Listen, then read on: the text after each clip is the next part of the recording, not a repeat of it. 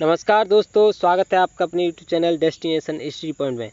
मैं उम्मीद करता हूं कि आप सभी लोग अच्छे होंगे और इस कोरोना काल में जहां भी होंगे सुरक्षित होंगे और अपनी पढ़ाई को अच्छे से कर रहे होंगे।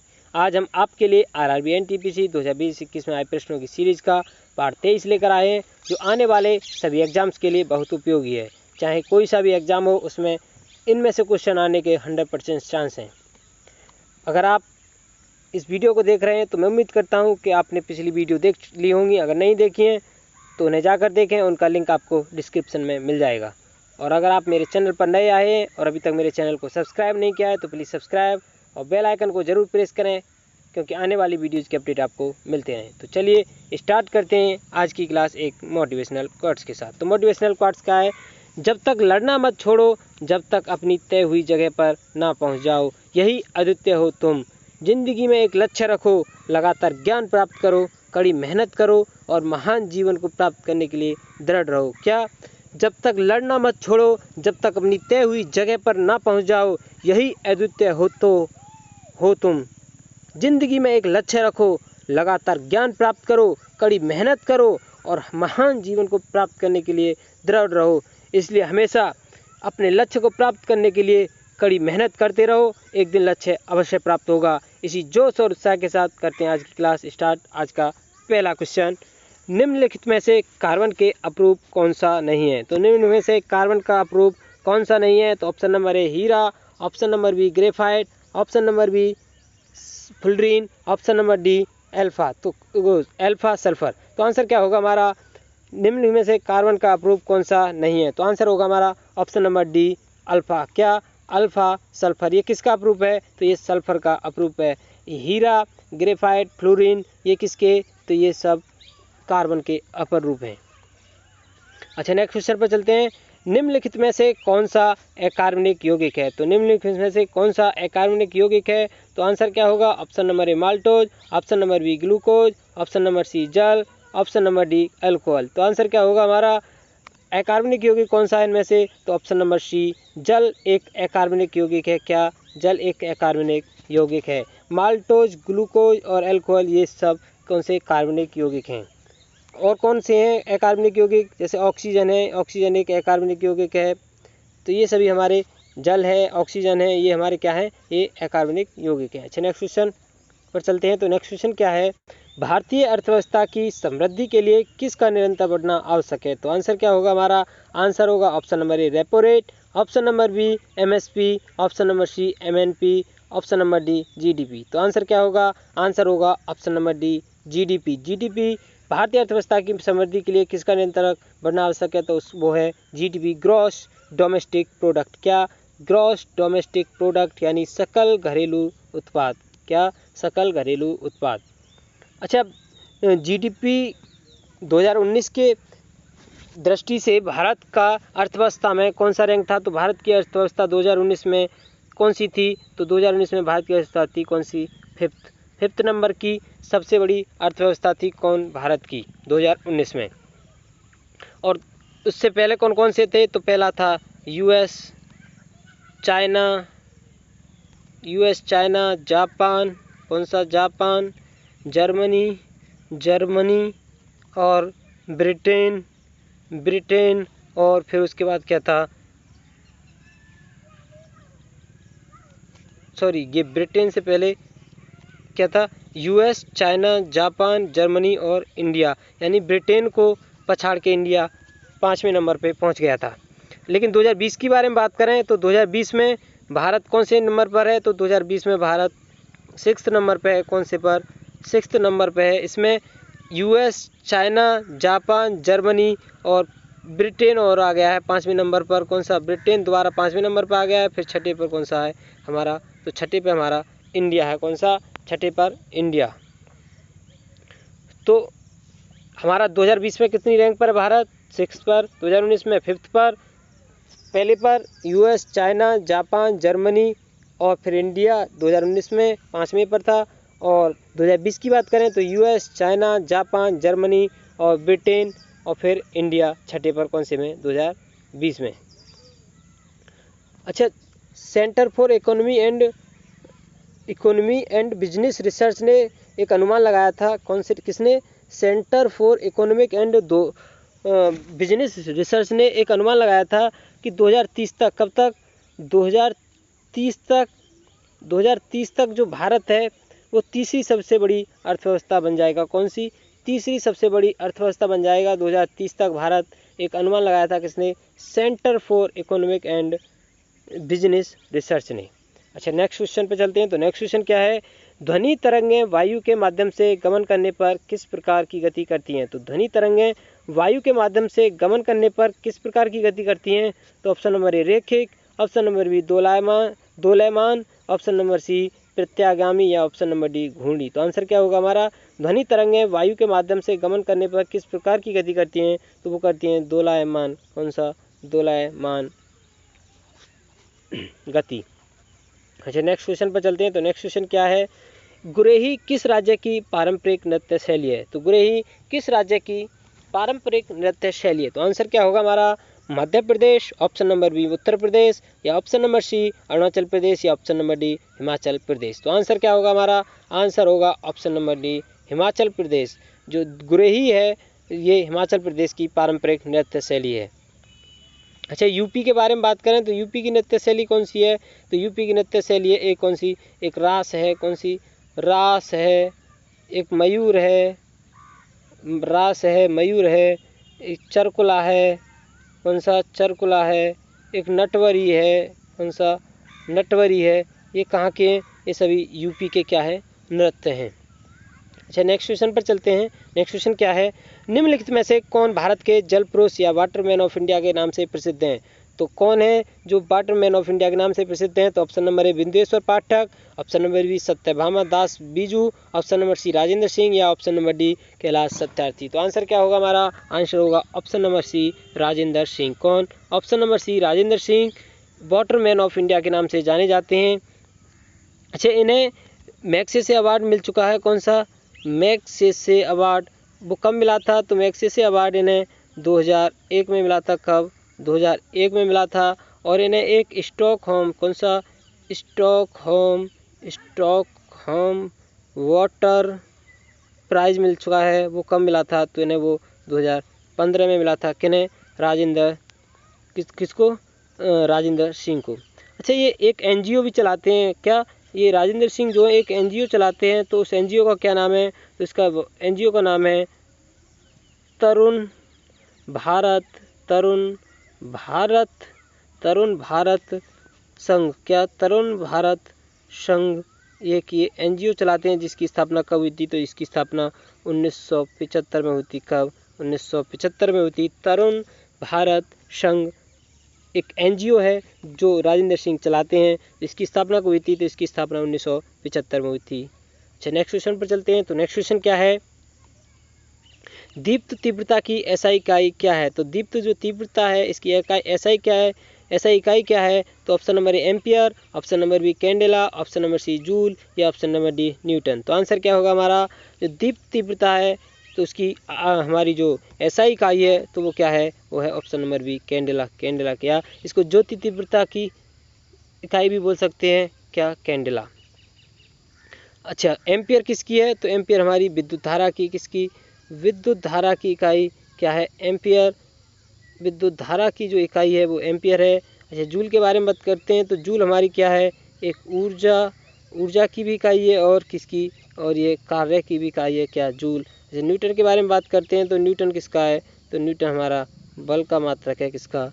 बल का मात्रक है। अच्छा, नेक्स्ट क्वेश्चन पर चलते हैं। तो नेक्स्ट क्वेश्चन है देखनी किस राज्य की पारंपरिक नृत्य शैली है? तो देखनी जो है किस राज्य की पारंपरिक नृत्य शैली है? तो option number A Goa, option number B Orissa, option number C Kerala, या ऑप्शन नंबर डी गुजरात। तो आंसर क्या होगा हमारा? जो देखनी है वो किसकी? गोवा की। ऑप्शन नंबर ए गोवा की क्या है? एक पारंपरिक नृत्य शैली। अच्छा, गोवा का और कौन सा नृत्य है? एक मांडू नृत्य है। वो भी कहाँ का है? गोवा का। कौन सा?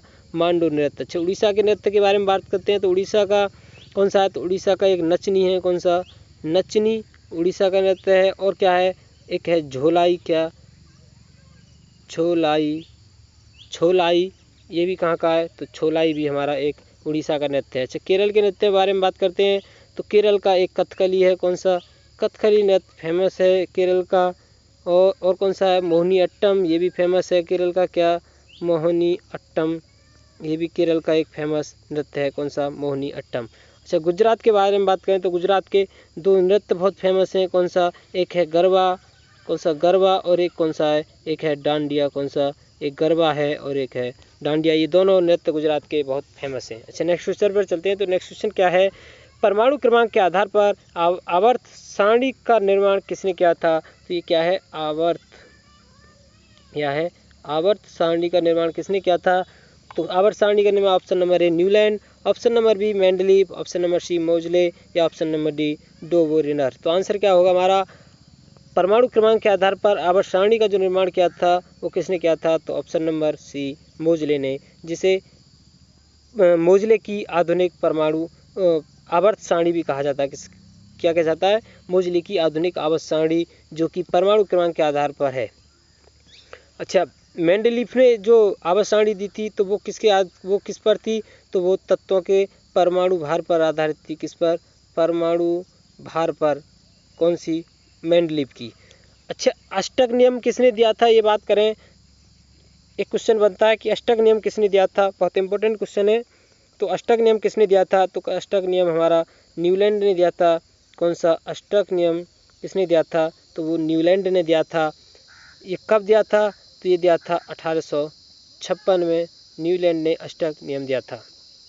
अच्छा नेक्स्ट क्वेश्चन पर चलते हैं। तो नेक्स्ट क्वेश्चन क्या है, हड़प्पा सभ्यता की सर्वाधिक अद्वितीय विशेषता कौन सी है। तो हड़प्पा सभ्यता की जो सर्वाधिक अद्वितीय विशेषता है वो कौन सी है। तो ऑप्शन नंबर ए नगर नियोजन, ऑप्शन नंबर बी संघीय सरकार, ऑप्शन नंबर सी सामुदायिक बाजार या ऑप्शन नंबर डी विदेशी व्यापार। तो आंसर क्या होगा हमारा, जो हड़प्पा सभ्यता है उसकी जो सर्वाधिक अद्वितीय विशेषता है वो कौन सी है। तो ऑप्शन नंबर ए नगर नियोजन। कौन सी, नगर नियोजन जो विशेषता है वो हड़प्पा सभ्यता की सर्वाधिक अद्वितीय विशेषता है।